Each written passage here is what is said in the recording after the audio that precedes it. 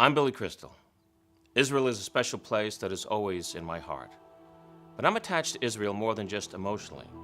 I see Israel as a tremendous practical resource for the world. Through its brain power, it has brought innovative solutions to places where they are desperately needed. And where that brain power gets developed is the Hebrew University of Jerusalem.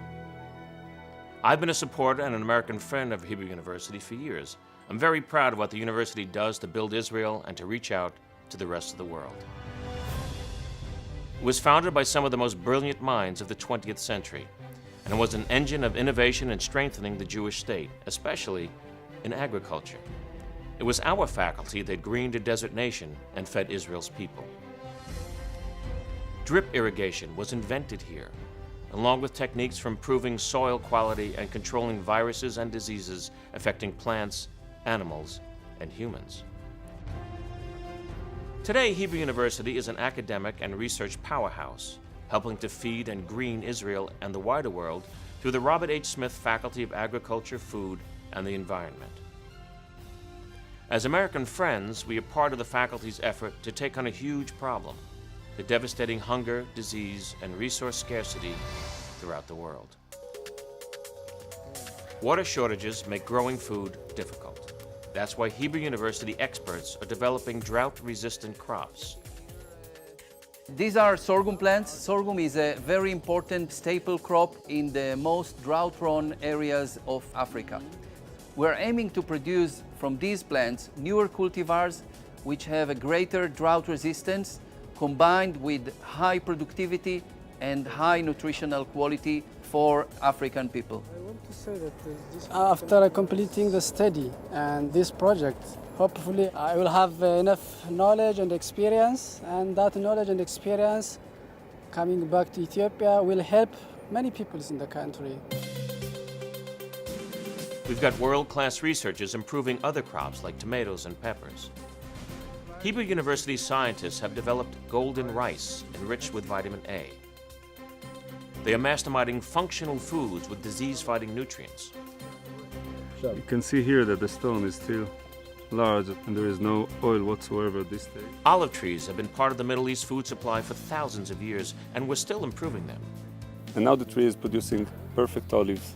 Now we have to take all the good compounds and make sure that they get into the olive and that they stay into the olive oil. And this is our part in the big story.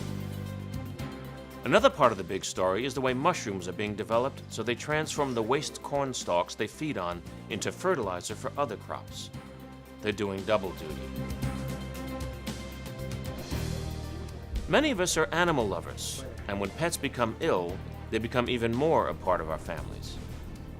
Well, she's been with me for many years and she's a true companion. And luckily, I feel that this is the place to be. I think that Laka is really getting the best treatment possible. It's great to have her with us. Unfortunately, pets can also carry serious diseases, like leishmaniasis, which can be transmitted from animals to humans with terrible consequences for both. Our scientists at the Koretz School of Veterinary Medicine are developing a vaccine to help eradicate this widespread disease. Our veterinary hospital is the leader in the Middle East, treating animals from the entire region. Maintaining the health of livestock is crucial for the integrity of food supplies. This is another central part of the Koretz Veterinary School and Smith faculty mission.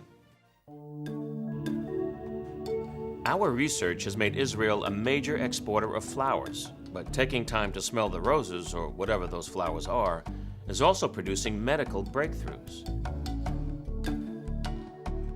Malaria kills millions of people each year and is especially brutal for children. It's currently treated primarily with a plant-based compound that's expensive and in short supply. At Hebrew University, we're developing a technique using yeast to produce this vital compound in greater quantities and at lower cost.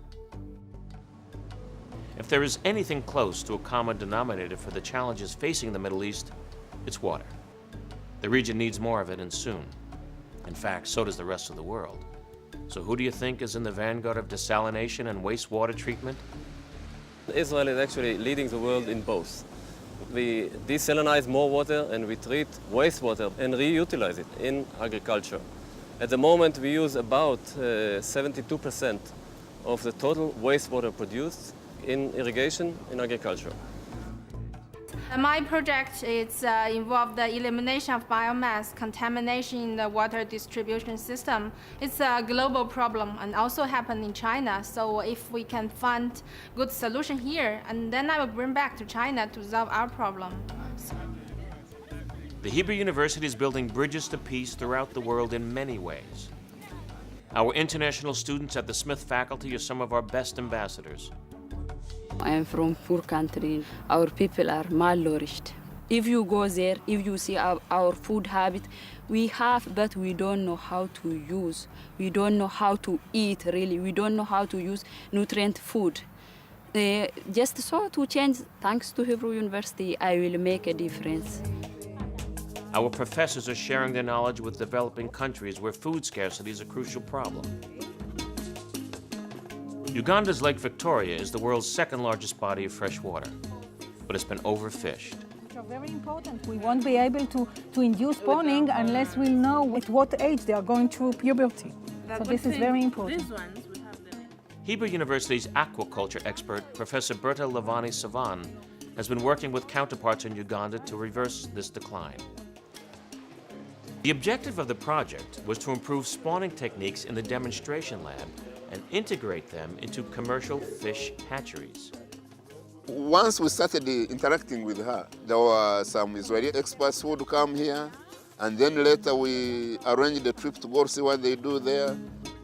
And the technology we acquired from there could easily be transferred to our own situation. And as soon as we came back, this is exactly what we did. Our production levels per cycle were not more than 10,000 fingerings. But now we are going to around 150,000 fingerings per cycle. So it is immense. It's immense for small business people like Serena, too. Her 2 ponds generate sales for her neighbors and food for her children. It's people helping people help themselves.